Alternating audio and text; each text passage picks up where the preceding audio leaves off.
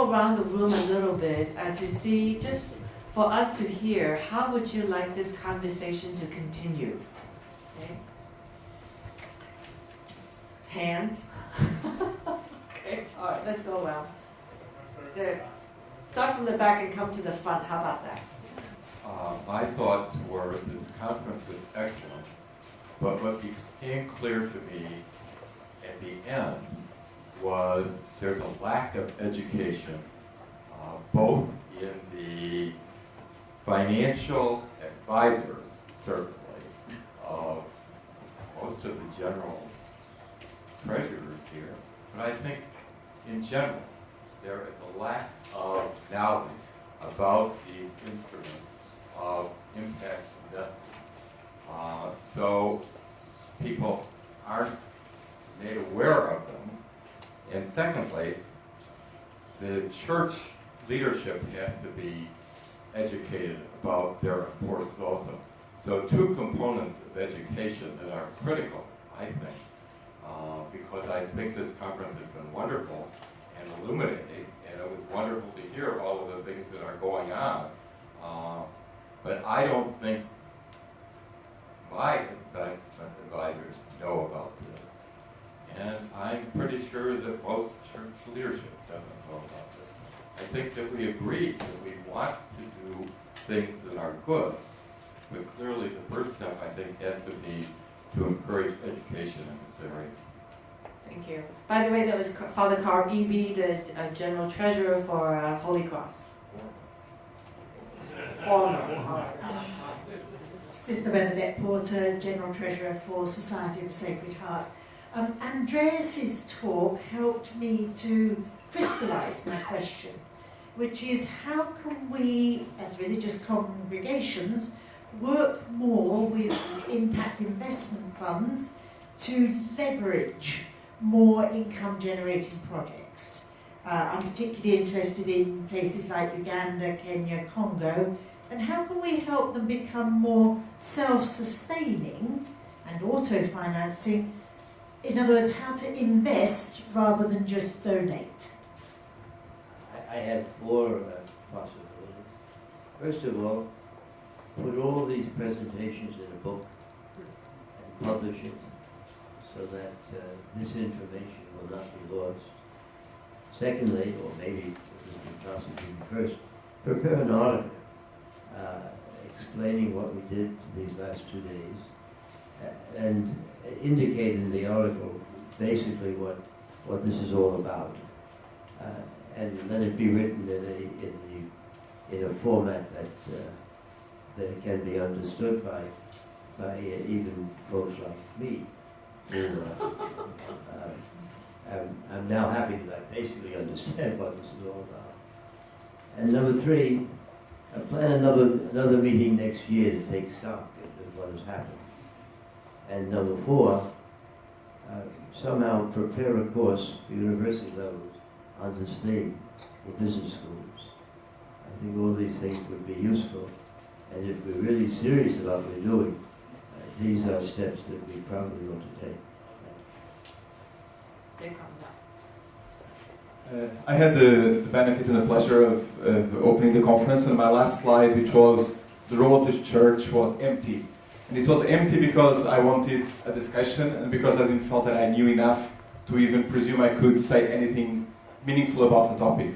But after 2 days where I've been very silent, listening to everyone, I think there are some things that are clear to me and that I'd like to share with you. And one, something I call the roles of the church in impact investing. And roles of the church is because, as we heard, there are many churches, and there's the church at the local level, there's the Roman Curia, there's many different, there's the Christians. And we could think about impact investing at the level of the investor, at the level of the fund manager, or at the level of the investee. And I think there's a role to play at each of these levels. I think it needs to start with some higher level, giving legitimacy to the topic and giving clarity to the topic at the level of the church, at the highest level, so that we can facilitate some of the discussions at the local level where we don't need to ask, what is impact investing again? Should we be involved? So there should be some clarity, probably coming from the highest possible level, His Holiness, if the discussion is ready for that, just to set the framework of what can be done within the church in this context. As an investor, I think we heard in this last session a clear opportunity. There are many funds in different congregations being invested, and because of the responsibility of the investment, there are some alternative assets that cannot be deployed, like hedge funds or private equity. And so the portfolios are not probably well diversified enough. So low-hanging fruit would be to have a clear mandate to invest in impact investing funds at the level of the congregation as a way to diversify the portfolio. That probably will lower the risk and even raise the return, and that's an easy, low-hanging fruit. The easiest way to do it is probably not to select the funds like Leapfrog or others, but is to encourage several of the large banks like Bank of America to create funds of funds for impact investing, which they're all doing, and then certify some of them as being appropriate for the church elements to invest. And that will help create a market without distorting the market, but it would help allocate some of the investment funds that need to generate a return for the rest of the activities to go into impact investing. And that will create market and benefit the church.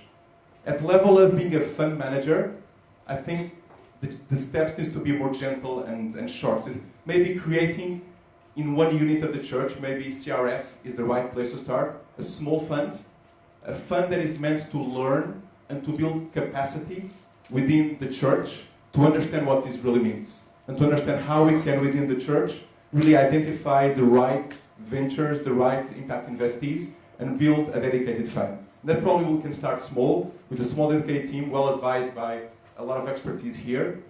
And given the number of eyes and feet on the ground at the local level working with the poor, we have an immense opportunity to know better and more than many other organizations trying to do the same. So I think that would be a great second step at the level of the fund manager. At the level of the investee, I think encouraging the spirit of social entrepreneurialism at the local level, in the churches, in the dioceses, at all levels. And then maybe these CRS funds could try to invest in some of the promising opportunities. That could be a way to get some of the spirit of building revenue at the local level that can build sustainability into the church operations using the spirit of social entrepreneurship. So I think with a plan intervention at these 4 levels, infrastructure level, giving clarity and framework, as an investor in your portfolios, as a fund manager, small and for learning, and at the investor level with the culture of social entrepreneurship being permeating the church operation. So that would be my kind of few thoughts about how to move forward in addition to what has been said, which is the immediate steps forward in terms of educating and continuing this amazing conversation, one of the best conferences I've been in the last year. So thank you very much for organizing it. There are hands up here too. There's Tom, Terry, Sister Carol, and then we'll go back again. And I would just like to kind of combine the last 2 comments in that I think having another conference would be wonderful. And then following on what Felipe had suggested, there's sort of different constituencies, and I think between this conference and the next one, it would be wonderful, in my opinion, to have some sort of working groups, either among ourselves, possibly pulling in some other people who were not able to attend this event. And the working groups could be at different levels, as Felipe has just suggested. But I think also there's some sort of a need for a mentoring process, because as Andreas had suggested, it's hard to shift from the humanitarian activities to the business activities. But I think some people have successfully done that by different means. And I do think among these working groups, perhaps there could be an idea of incubating or mentoring successful examples for all of us to learn from at the next conference. It also might be a way for CRS, with its role as a provider, to perhaps incubate a few ideas that could be pushed forward in the months and years ahead. Thank you. Hi, Tom McFarlane again. The only thing I will say is let's not have too many conferences, please, because instead of talking about what we should be doing, we should go out and do it. But I think first thing I would ask is for feedback from the church, however you choose to define it, that you want to do this. So if you want to do it, either all of it, part of it, some of it, let the community know. Then if the answer is yes, the next thing I would say is whether it's working groups, secretariats, listservs, come up with some efficient way of maintaining an active dialogue. The last thing, my statistics may be off, but they're not off by that much. I think the last time anybody put money in the IFC was like 1956, and basically it self-funded itself from that point forward. And so I think the timing is so extraordinary, not only the global need, but the fact that the Vatican Bank is going to no longer be a bank and it's going to be something else. So whether you want that to be your IFC or IMF or whatever, I think, or Catholic Relief Services, you have the opportunity to create a tool or a parastatal or a vehicle that provides information, resources, and tools to the community of the faithful that want to invest. The other thing is that you always start with pooled investment vehicles or funds when you come into a new space. And then if you become an investor that becomes very sophisticated in that space or that thematic, you want to get into it very aggressively, and you might make individual direct investments. So I think you're going to have some of your constituency that just want to put money into a specific enterprise. Then you'll have others like Steve and Jim were saying about the clients wanting a pooled investment vehicle. So I think the idea now is if you want to do this, we can create a dialogue amongst the people here to not only source products and investments, but figure out an efficient way of making those available. Because I think you're going to be not only a source of investment capital, I think you're going to be the deal pipeline as well. And how do we create an efficient communication mechanism that we can utilize? Terry Molnar, Calvert Funds. I want to kind of build on what Tom just said, but I don't want to be redundant because Felipe also said a number of things I was going to say. But the main thought is that I see CRS as having an opportunity, Carolyn, to be the extension of what I'm seeing as the spirit of global eldership of the Pope. And I think that, although I definitely want to give priority, Tom, to doing, all right, definitely want to do that. At the same time, I think CRS has the ability to convene events. There's three things: convene, stimulate, and raise consciousness. I think that it has the ability to convene events all over the world because you're placed all over the world. And there's a readiness for this conversation that has never been there before. And there's language now that is allowing so many more people to participate. So raising that consciousness, I think, is one thing. The second thing is to stimulate bringing together certain groups of people, like the mutual fund type people, to end up creating the portfolios. Because I think a lot of people in the room were saddened by our financial advisors saying, I don't have something to take to my clients. Oh my God, for God's sakes, let's create those funds. I'll tell you, the deal flow will show up. Absolutely.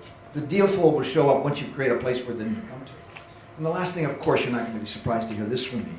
I definitely think that we want to raise the consciousness about having people in a discussion of what could be common good capitalism. What could it be? Let's talk about it. Let's dream about it. Let's think about maybe having it come about. I think Sister Carol had a hand up, so I don't want to. Thank you. Sister Carol Kian from Catholic Health Association. Thank you. The first thing I would say is, and clearly this is echoing, we've got to work towards greater clarity of what we're really talking about for educating the bishops, our donors, other interested groups, and I think some of the suggestions that have been made on that education process are very good. But clearly we need it. It is still hard for us today in CRS and in Catholic Charities and other organizations to sometimes make clear to constituencies that you think should know what we're about, what we ought to be about. And so I would say this is so new and so complex that we need to put lots of effort into that. Second, I would encourage us to model a couple of pilot programs, maybe coming together, and do it with enormous clarity and transparency of the measurements, both in impact and in financial return and all the things we talked about. Thirdly, I would say affirm the importance clearly of traditional church-related aid in a crisis and severe need. We are hearing from many, many people that the severity of climate change is going to create ever more natural disasters. We are faced with a world with ever more man-made disasters, as we're dealing with Syria, some of the other places, Central African Republic, where violence is just an incredible. The church needs to be there with great clarity, not asking you how you can develop and set up a business, but giving you food and water and housing and shelter. And so, you know, the field hospital is still very much needed. And lastly, I would say be sure that organizations, as we go out there, are clear in their purpose, whether it's direct aid and then developing assistance, as we saw in the Philippines this year, immediate aid, and now helping people to plant, to change from coconut to vegetables. Those kinds of things we still need to be about. They are the great strength of our church. And to be clear that in disasters and tough situations, we're going to do that. And then if impact investing is going to be one of our works, make it clear that this is an organization that's doing impact. I would suggest that if we do it, that we do not confuse the brand of Catholic Relief Services and some other organizations with impact investing. I think Catholic Relief Services can play a huge role, but I would designate a new brand for that piece because it's so easy to misunderstand. So, Bruce Cahan from Stanford. I've heard 2 days of amazing talks by amazing people, and I continue to hear a voice in my head say, it's the data stupid.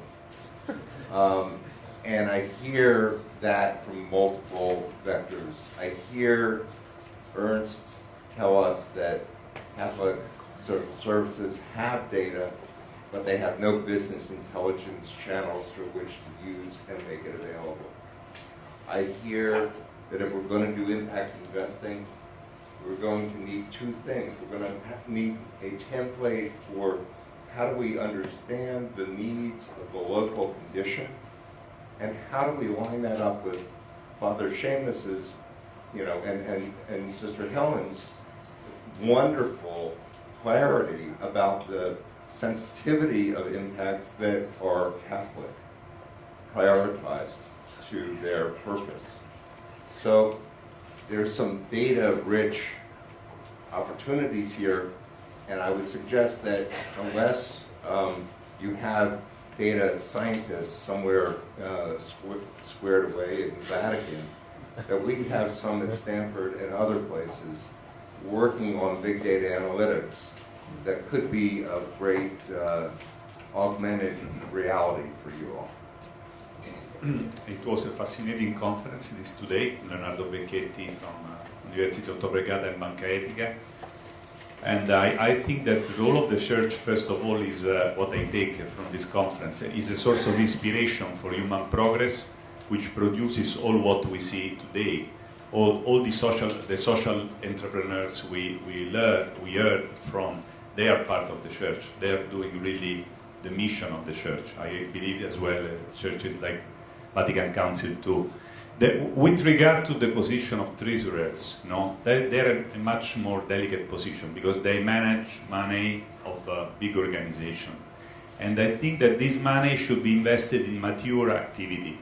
One mature activity is the one that Calvert started in the 70s, SRI investing. SRI investing now, there is a huge scientific literature, and part of that literature with published papers, which demonstrates that there are no significant difference in risk-adjusted returns between SRI investment funds and traditional funds. There are many papers about this. So the issue is why not all ethically oriented organizations, trade unions, churches, universities, foundations, vote with their wallet and invest their portfolio in this, creating that grassroots pressure which will push entrepreneurs to do more social business. This is the main point. Why this doesn't happen? I do courses to treasurers since 10 years, so they know. The problem is that there is a framing effect.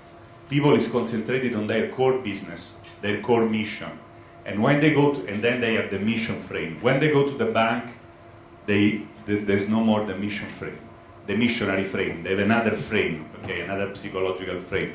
But really, everyone knows today that in this mature activity, there are no difference in return. So everyone, Harvard Foundation did recently, every ethically oriented organization should invest money in this way.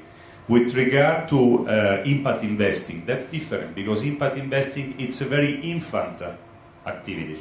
It's not mature, it's still risky. There are only a few. So what kind of money must go there? Private money. There's a lot of money in the business activity which can go there. It can see whether this activity becomes mature, can do this working. We know that there are only 2, 4, 5 projects for the moment of recidivism. I think it's a great potential, but at this moment I see that basically the church people in their core mission can be beneficiaries of this activity, not the people who put the money there. My last point is this: I am optimistic, because I think from a cultural point of view we are on the eve of a revolution, and I agree very much with Calvert on that. Before, we thought that there were only philanthropy and profit maximization, okay, and that the top for a businessman was to make as much money as possible. Now we are on the eve of a new era, 2.0, okay? There is something in the middle between profit maximization and philanthropy. We have a lot of enlightened social business people who understand that the best challenge for them is to not just to make money, but to have social impact. And I think this is really, I'm sure that in the future, since the human being make progress, I'm sure that in the future we will have much more on this, and that's what makes me optimistic. And whatever we can do, all the people here are a biased sample of people, to make this culture grow, I think we should do. Thank you. Let's just come up here. I think there's some hands up here. Glenn here. Oh, okay, all right, there's some at the back too. Okay. Okay, so John Kohler from Santa Clara University, and I was taking notes on my laptop, so I sent this by email. I wanted to share with the group. So first of all, I think that this is a good thing that's happening now. I was also quite optimistic, as the professor just mentioned. And I was hearing some things, though, that made me wonder if the church is hiding a little bit behind its complexity. And as I listened, I think there was more, there was more of an appetite to learn from what I was listening to, from constructing a portfolio of traditional investments than to engage in frontier investments. And my sentiment on that is that this is to be expected. Somewhere in the middle, between normal portfolio and philanthropy, is risk-adjusted return and impact, and unrealistic, or maybe I should say too much risk and impact. And I think we need to help people ferret out some of that. I also believe that we will need to continue with education through short topic or example-specific thought pieces. Hesitancy can be overcome by creating confidence, by delivering some of this education. I think there should be a Tiger team that thoughtfully poses these key questions, and these ones would be explored, and then answers would be provided on a basis, and I think these answers are a basis for progress with the many participants who are from the church here. We should form small working groups, I think, centered around each of these questions, and each of these groups should develop their own cadence of weekly, half-hour, 45-minute calls that can add possible information and develop possible answers to the questions posed. I think that's really the best way to do an offline activity. It's one that we've had to do before in other organizations that meet up and then disperse. I think that it would be really interesting to include some questions from the church leaders themselves, such as what would participating church leaders need to learn in order to affirmatively consider impact investing. Also, what specifications or actions could the church organization suggest that would contribute to impact in a non-cash way? We need to adopt an innovator's mindset, I think, in the end, by conducting a series of small experiments to inform our discussion. Innovate, pilot, assess, correct, inform, repeat. Finally, everyone here seemed to gather around the values-centric reasons why we are all together, and the value-centric reasons why we could take on a risk for impact investing. This was one of the most wonderful developments of this conference, and we now need to take actions committed to by our spirit. Thank you. Thank you. Yeah, I'm going to echo John, who very eloquently said part of what I was going to say, so I'm not going to repeat what he said. I believe that treasurers and investment officers and the day-to-day activity to decide if they're going to invest in impact investing or not is really the 26th hour and the 28th hour of the day, every day. So it is a process that needs outside help. There are gatekeepers in this market that understand impact investing, that intermediate impact investing for very large institutions. And these gatekeepers, some of them is specific to impact investing, should be approached by the church. I truly believe that it needs to exist a group within the church, whatever the church is defined, however it is defined. But it needs to be a team that will look at impact investing as a project, as a program for the long run. We're talking here, this is not, and it's a biased opinion, I don't think this is a fad. I don't think this is simply a new way of doing business du jour. I think this is permanent. And so, and I believe this audience here shares the same view. So there should be a group internally that would godfather this initiative and be responsible for this initiative across the various institutional leaders of the church. I would highly recommend that. DFIs, IFC, FMO, DEG, IFC, DEG, Proparco, these guys are investors. These guys are investors in most of the impact investing funds, and these guys and gals, and they know about impact investing profoundly. Also, knowledge that could be shared with the group. I think these events are extremely important. I've been really blessed, and I want to thank again for having the opportunity of being invited to be here. But these events are promotional events. In order to execute, to do this, we need a process with begin, middle, and end. And I'm sure, Carolyn, you know this 10 times better than I do. I'm not trying to point the finger here, quite the opposite. So have a process to develop this within the church, have a group that is responsible for it, talk to gatekeepers, talk to DFIs, and that's pretty much it. And the rest is I guess I'm talking here strategy overall, and John very eloquently said tactically what could be done in this respect. And lastly was the first thing that I wrote here. How can people like me help in this process? And I'd be obviously ready. And so I was very happy internally when I heard the first comments by Father and His Eminence about educating this. And I do it with a very, very, very glad interest in contributing to the process. There's some more hands that come up here. And then we'll go back again. Yeah, hi, I'm Glenn Kramer. I'm a CRS board member. So a lot has already been said, so I'll just focus my comments on CRS in this context, which is, I think, we need a very dispassionate assessment of what exactly it is that we, CRS, can bring to the table in this, and what are our strengths and so forth. And I think, to me, the strength that we bring is that we are local, everywhere in the world where there's need, and that we have credibility everywhere in the world on account of not only the universal church, but also our working with the local diocese. So I think we have a lot we can bring on the distribution side. But we are not investors. Actually, I'm an investor for a living, but we're not investors as CRS. And as Pat and Jim and others know, the investment business is a much different business than the aid business.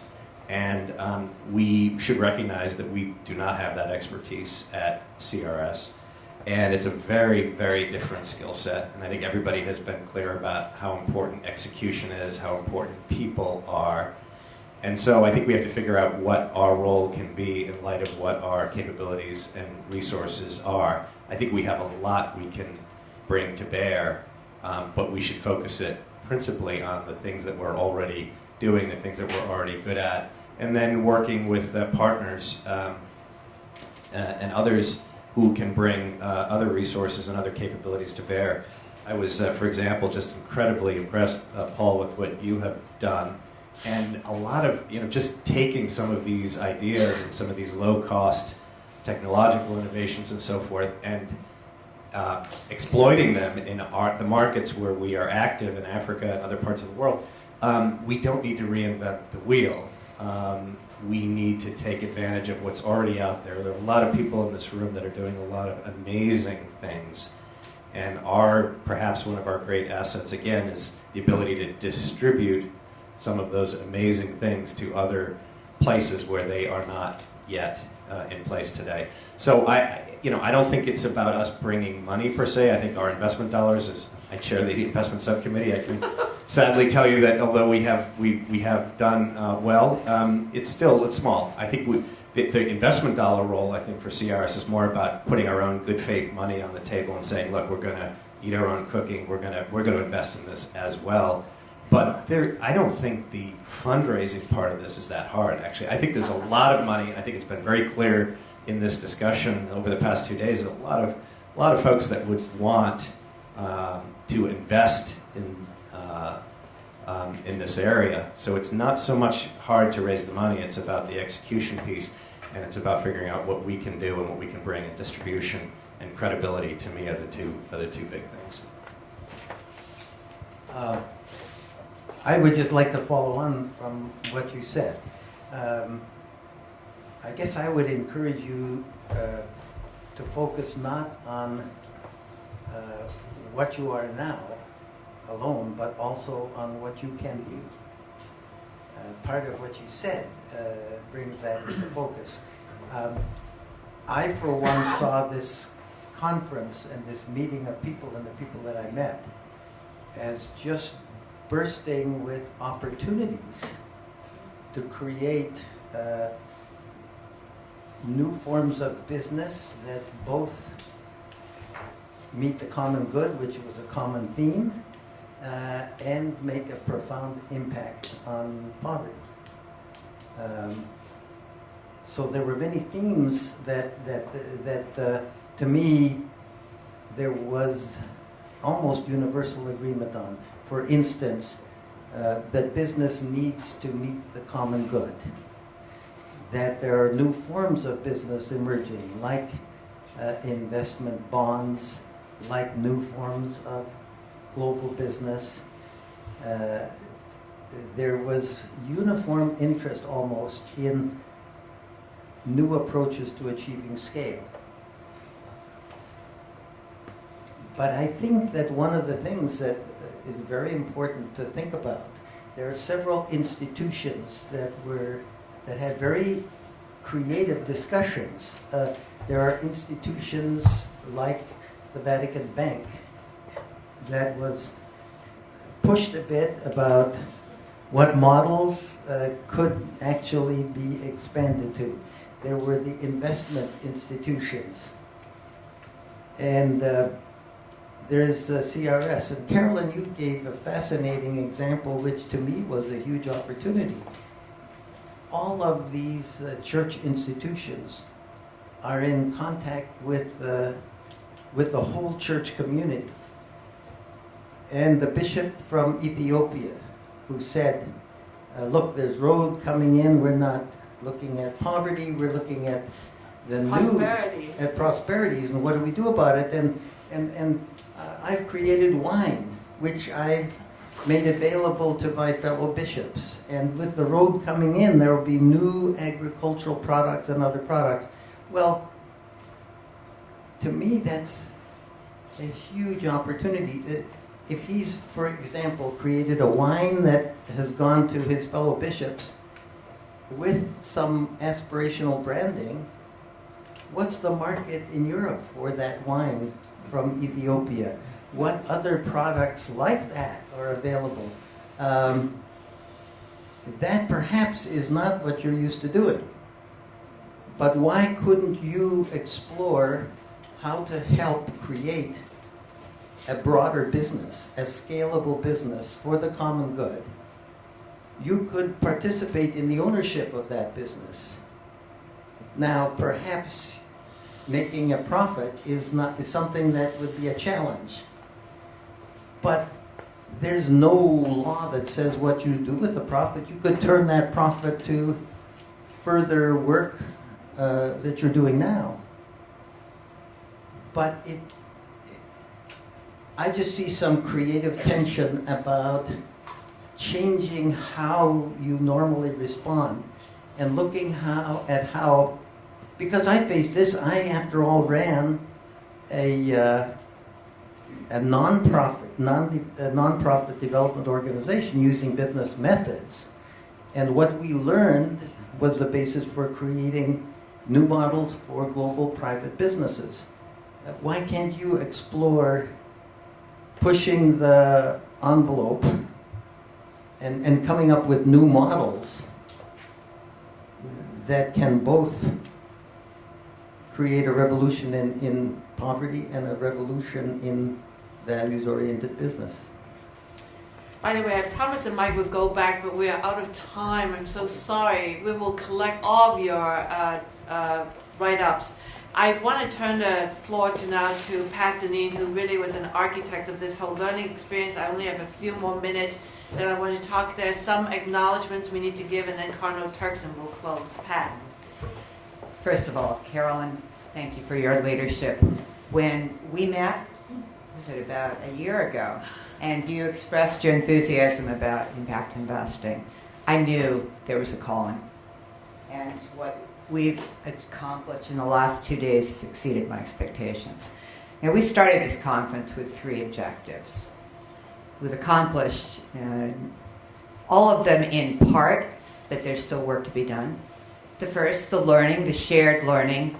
I commend all of you and the generous outpouring of ideas, the openness, the candor, the searching.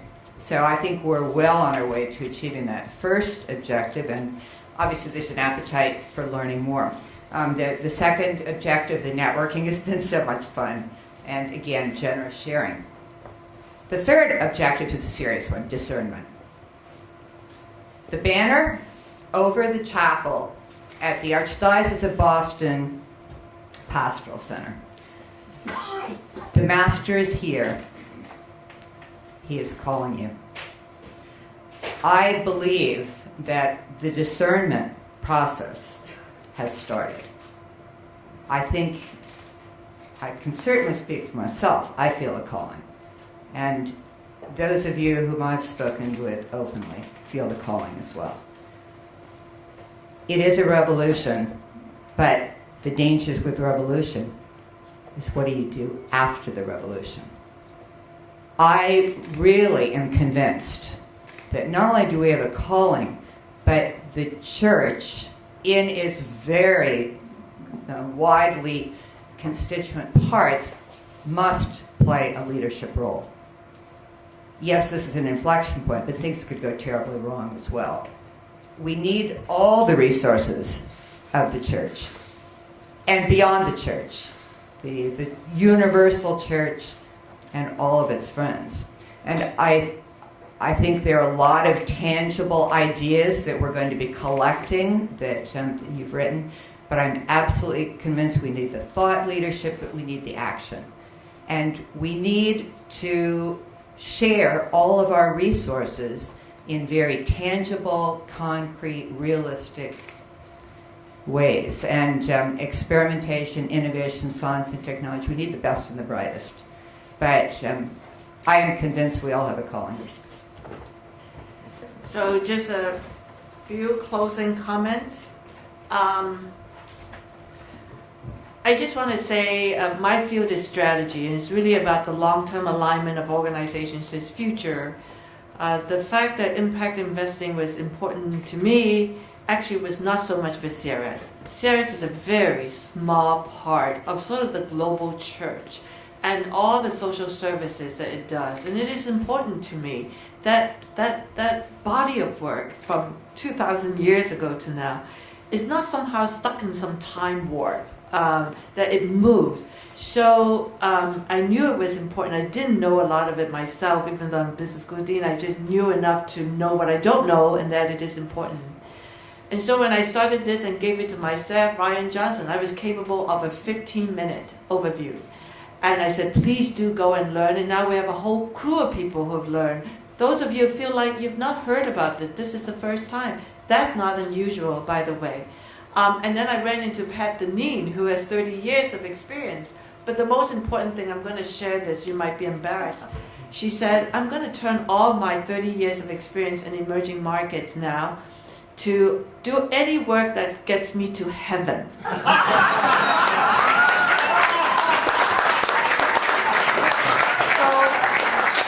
She said, if you know, she said, if you know the way to heaven, if this work gets us there, I'm on, you know. So I even promised the Pat. What I said was, Pat, you know, Jesus said there are many rooms where he's gone. You know, I said, it's not hard to get a reservation. She said, I want to be sure. So she said, I want to help. So anyway, she really is her incredible experience that gave us the confidence to even start and have all of these. The second thing I want to say is somebody said, you know, we listen with our hearts and listen with our soul. And this has been that. I have to tell you, I've never been to a conference where people are still seated at the end. People leave, they do email, they have lots of reason to not be here. But you have just stuck in here through all of the presentations to be with us. And so what I go away with is that I just feel like I'm with a community, a tremendous community. So what we promise, number one, is that this is not the end of it. We need to come together. And right now, I've created a committee of just now Pat and me. We actually wrote the goals and objectives and whatever for this committee.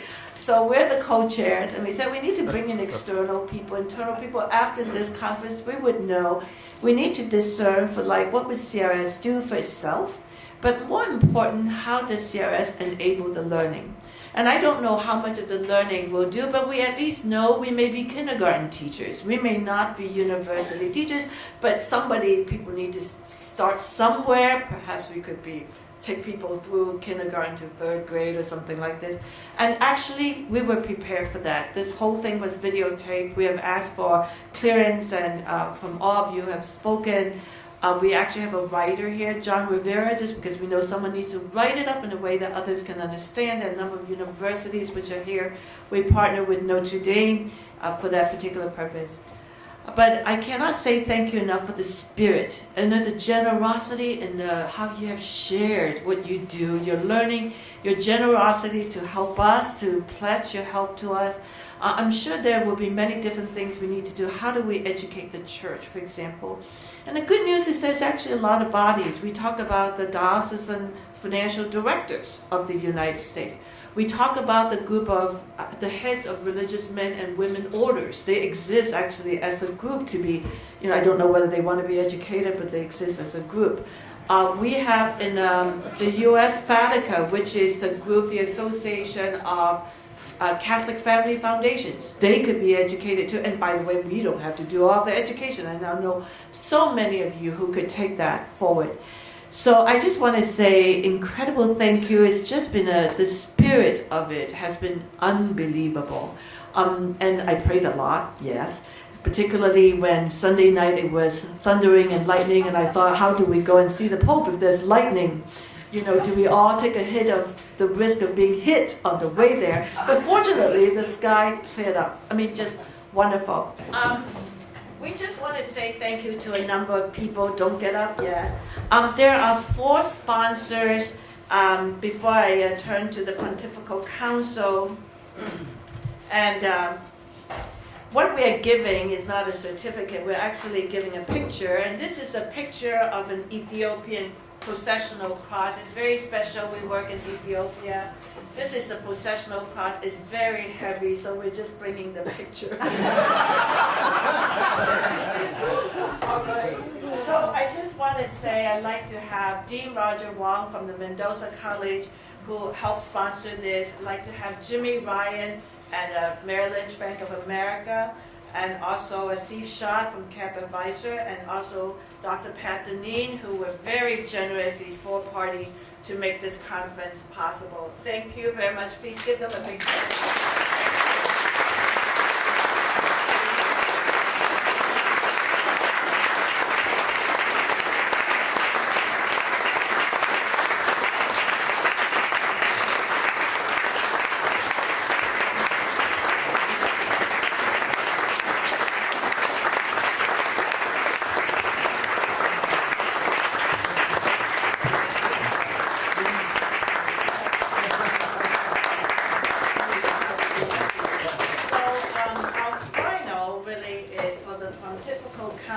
Justice and Peace. I have the picture of a cross here, but that's like carrying coal to Newcastle. You know that one? But actually, I'd like to have His Eminence come up to receive this on behalf of the Pontifical Council for Justice and Peace. And you could also get a cross, but I have a feeling you have no room for that. But we also have, it doesn't look like any particular instrument, but we would like to give a stipend of $10,000 to the Pontifical Council.